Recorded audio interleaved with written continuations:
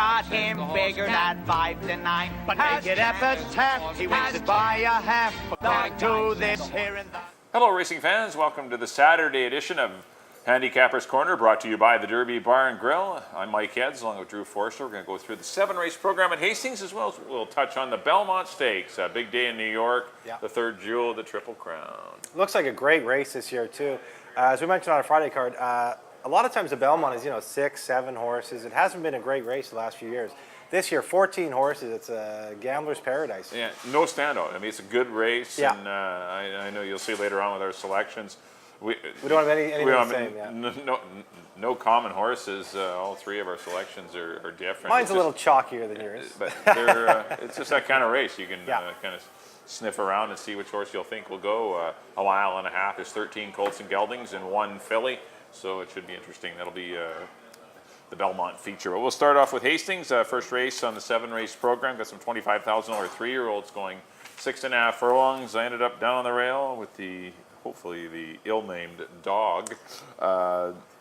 This horse showed pretty good speed last time. It didn't look like it on paper, but this horse showed good skate speed and ended up taking back. And that was a tough heat. Major Dundee, Proud Victor, I'm Not Gray. That was a salty optional 40, so I think the class relief here for Dog is what he needs, and I think he's going to go to the front. I just didn't see a lot of speed in here. SR Rocket, Leprechaun Kids, some of them show speed. We Can Be Heroes was close last time after the conflict. There's no real confirmed speed horse. I think Dog can get the lead, so I'm going to try him over the 4 We Can Be Heroes, who's been in great form all year long, and the 6 Step on the Gas.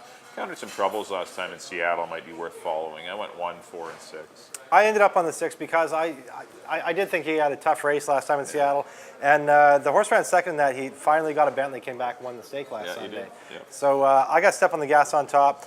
I got Dog, as you mentioned, in second. Dino's having a really good year, and Rosbergs are running. Rosbergs are 3-year-olds now. They're nice horses. He is getting runners. Underrated. They are underrated. So I got Dog in second, and I put After the Conflict, the Craig McPherson horse. Just ran third in this race last time behind Weather Bill and We Can Be Heroes. I think he can turn the table on We Can Be Heroes here and maybe get in the third spot. I got 6, 1, and 5. On the second, 3-year-olds and up 4,000 non-2, and I've gone to the 2. Jackman Road. I thought unlucky last time to get beat by Rossino. Didn't have a great trip, and just got caught the last little bit. I think he can make amends today. The second spot I put Final Flare. Horse that hasn't ran in 2 years, but when he was running in very tough races. He ran in the Ascot, ran in the Futurity, and an optional 75. He did break his maiden in the maiden special weight. Been away from the races for 2 years, but I like the work pattern coming in, and Barb Heads can have him ready. So I got Final Flare in the second spot. Hamill also thinks enough to take the call. And the third spot, I got Mr. Majestic. Horse that just got beat a couple lengths to Jackman Road last time. Of the rest that were in here, I liked him. I put him in the third spot. I got 2, 5, and 4. Yeah, I got the same 3 horses. I went to Jackman Road. I liked him last time. He just got pressured a little too much on the head end in his first try going long. And it cost him late as Rossino got a perfect trip, scooted up the inside and nailed him. Jackman Road ran a winning race, and I think he'll win I think he'll win this one. I put the 4, Mr. Majestic, in for second. He's one that was sitting back off of the pace. Jackman Road was going with another horse. And then the minute Jackman Road shook off the other speed, here comes Mr. Majestic, and he held him off, which was really impressive, and just couldn't hold off Rossino, but still he was fighting the whole way. I was really impressed with Jackman Road. So I went 2, 4, and 5. I agree, same horses. Final Flare, he's going to mile 16th off a 2-year layoff or a 1.5-year layoff, but still it's he was a better horse at one time. We'll see if she can be or he can be ready. So I went 2, 4, and 5. On to the third. Non-winners a 3 for fillies and mares, $7,500 claimers, going 6 1/2 furlongs. I've gone to the 4, Victorious Spirit, taking a class drop from 17.5 down here for the 7,500. I thought a good run first time out against Clarice B. That was a big effort, defeating Reveling, and then came back against Danny's Chant. Couldn't get the lead that day and was still second turning for home. Gave it up a bit late, but I just think the class change is going to be huge for Victoria's Spirit, and I'm going to go to her to win it. Put the 5-horse Closing Intentions in for second. She's had back-to-back wins and seems to be a filly on the improve. Keep going good. She won this condition last time, so so why not follow her back? But the race has come up tougher, though. And I put the 2, Finella Blossom, in for third, a filly that runs good races all the time, pretty consistent. Doesn't win a lot, but still runs into the placings, and you know, I might need her in your triactors, so I went 4, 5, and 2. I flip-flopped the top 2. I like Closing Intentions. Yeah. I don't think she hasn't ran a bad race this year, and last time I think she could have won by more. Just seems to be going the right way. Victoria Spirit's dropping, I know. I have her in the second spot, but I think Closing Intentions will win this one right back. I got Victoria Spirit in second. In the third spot, I put What's Up Betty. This is a mare who ran quite a few times early on. She ran game last time. She did run very game last time, and just got beat a half length. And Hall of Fame trainer Alan May has given her a little bit of a breather now. She's been off about a month, so she's had a little freshener. So she comes back, and I think she can be tough in here. I got 5, 4, and 1. On to the fourth, Fillies and Mares allowance, and I have gone to the 6 Vino Terra. I'd say this is my best bet of the day. She hadn't run since last year and ran a corker just to get beat by Dance the Wind. Ran a huge race. I don't think anybody in here is as tough as Dance the Wind. I think it's her race to lose. I think she wins it for fun. In the second spot, I put Miss Derrick. Finally broke through and broke her maiden last time after getting beat by Hollywood Miss. Not sure how tough that maiden special weight was. I'm kind of waiting to see. Right. But I got her in second spot. In the third spot, I put Bamboo Dream. Ran a decent race behind Courtroom Kiss and Bilbao last time. She's a game little thing. She'll be running on at the end. And I think she could pick up third spot. I got 6, 3, and 5. Yeah, I agree. Vino Terra off that race is going to be extremely tough to beat.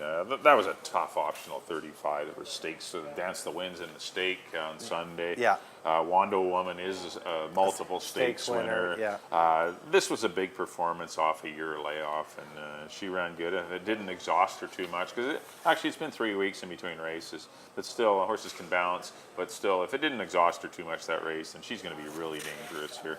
He's running primarily against 3-year-olds, and I think Vino Terra at a short price, as you mentioned, likely one of the best bets of the day. Yeah. I put the 2 Lady Henrietta in for second. I was pretty impressed with her. Yeah. 2 races to date. I mean, she's been quite courageous and unlucky to lose to Tempered Steel, who never left the rail and scooted up the inside.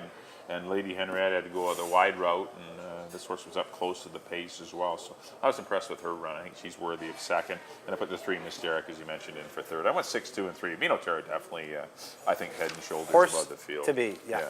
Fifth race, we got some maiden 30s going. Babies. 2-year-olds going 3.5. Got a mixture of fillies and colts and geldings here. Got a couple even trying to get in. There's 11 of them signed on, but only 9 can run the 3.5 furlong distance. I've gone 2 of the horses dropping out of the maiden special weight race. The 3 almost too much fun, and the 8 Lady Strike. I'll put the 3 on top. Didn't break super sharp, but still like the way the horse was running at the end of the race, and definitely.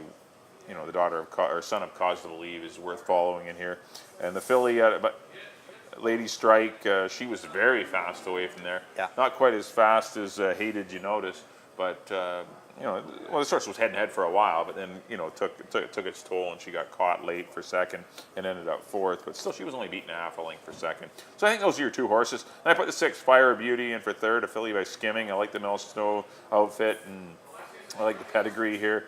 And I like the work tab. It's a pretty solid work, so I think this one might be worth following. So I went 3, 8, and 6. I got the same 2 on top. I think those are your 2 horses. As you mentioned, coming out of that maiden special weight where, hey, did you notice, is a pretty tough race. Almost too much fun on top. Lady Strike in second. I put No It's a Lie out of the Troy Taylor barn in for third, basically because of the connections. Yeah. Their 2-year-olds were always very dangerous. And she had kind of a rough trip in that first start in that Miss Dickey race. So I think she can maybe make amends and be part of it in here. We'll see. Robert Skelly takes over for Aaron Grider, who is in Edmonton riding Commander yes. in the feature in Edmonton. Goes from New York, in Belmont on Friday, New York, Edmonton, Edmonton Saturday, Vancouver. He's the only jockey on the New York, Edmonton, Vancouver circuit that I know guaranteed he'll be. On to the 6th race, claiming 10,000 for 3-year-olds and up. This is a nice little race here. You could look at this one a lot of ways. I went to the 9 Pacal. I know the Anita Bolton barn has been pretty high on this horse. As you can tell, they ran him for 25,000, made the lead, and they were smoking up front with that Pop Artist race. Pop Artist is always very tough. Takes a double drop down here to 10,000. I think he's going to be tough to beat. He's going to get the lead. As we've mentioned before, the way the track's been playing lately, he could be very dangerous. In the second spot, I put a newcomer to Hastings, Mull Over. coming from Woodbine, and was running in conditional races, but tougher races in Woodbine, and got a couple wins in those non-2 12.5, non-3 12.5 races, and ran a decent race in an open 62.50 there, and I'm hoping 6250. I should make clear. Ran a good second there. Just got up the lead late, and I'm thinking for 10,000 in Vancouver. Why not? I think you could probably fit in here. Enrique Gonzalez takes over for Craig McPherson. And the third spot, I put Super Steve, recently claimed by Melanie Walters. He's a horse that always just puts in a good, solid effort. Melanie Walters, as we mentioned, has been having a very strong meet. We'll see how she does off the claim here. I got 9, 3, and 1. Yeah, I agree with the 9 Pacal. As long as he doesn't get into a suicide pace with the 4-horse Lookout Dubai or any other horse, I don't see a pile of speed in here, but I see the 9 Pacal doing well on the big class drop.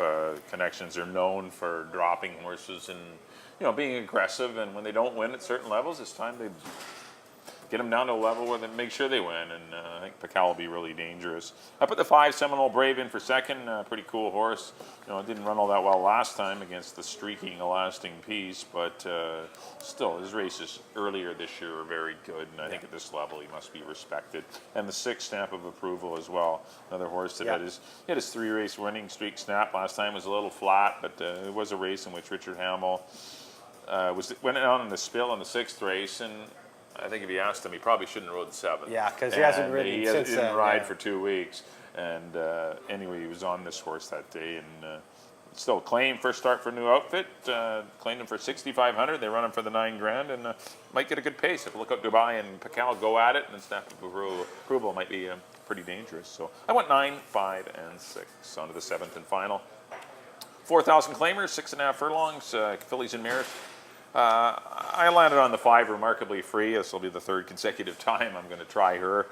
She keeps getting brutal trips. Had the 9-hole last time and ran into a bear, though, in Hidden Harbor. Actually, the last 2 times Hidden Harbor. Yeah. Nice to see her not in the lineup for the hard-trying Daughter of Free at last. Things are a lot easier for her today, and I think she'll be very tough to beat. Amadeo rides her well, and he gets a lot of run out of her. I think she's dangerous. I put the 3 Susan's Luck in for second. A good runner-up effort to Rainbow in the Wood. This horse ran a game effort after disputing the pace, and it was a clear second that day. It was a big gap back to see eye to eye. And I put the 6 Golden Ratio, scratched on Friday in favor of this race in for 3rd. I do like Remarkably Free. I think she's worth following. A couple of unlucky trips, and against some tough horses too. So this race has come up better for her. 5, 3, 6. I got the same horses. I just flip-flopped the top 2. I think Susan Luck can control the pace. Yep. She's a danger in here, I feel. And Remarkably Free, as you mentioned, hasn't had much luck this year.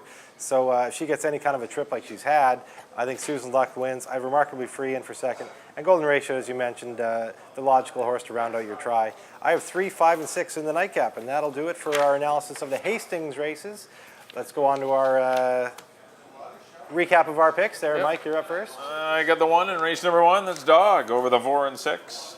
Race number 2, I went to the 2 Jackman Road. I like him a lot. I think between him and Vino Terra, I think they're both the best bet of the day, co-best bets of the day. But in the second race, I went 2, 4, and 5. In the third race, I went to the 4 Victorious Spirit, 4, 5, and 2. Race number 4, the 6 Vino Terra, 6, 2, and 3. The 5th race, number 3, Almost Too Much Fun over the 8 and 6. Race number 6, the 9, Pacal over the 5 and 6. And in the 7th race, number 5, Remarkably Free over the 3 and 6. And on to my picks. In the first, I went to the 6, Step on the Gas over the 1 and the 5. In the second, I went to the 2, Jackman Road over the 5 and the 4. In the third, I went to the 5, Closing Intentions over the 4 and the 1. In the fourth, I agree with Mike. This is my best bet of the day. Number 6, Vino Terra over the 3 and the 5. In the fifth, I went to the 3, as did Mike, Almost Too Much Fun over the 8 and the 7. In the ninth, I went to the 6th, I went to the 9 horse Pacal over the 3 and the 1. And the nightcap, the 7th, I went to the number 3, Susan's Luck over the 5 and the 6. Well, Saturday is also Belmont Stakes Day. Belmont Day. If you can't make it out to Hastings, make sure you make it out here to the Derby Bar and Grill, and it's an interesting 14-horse race.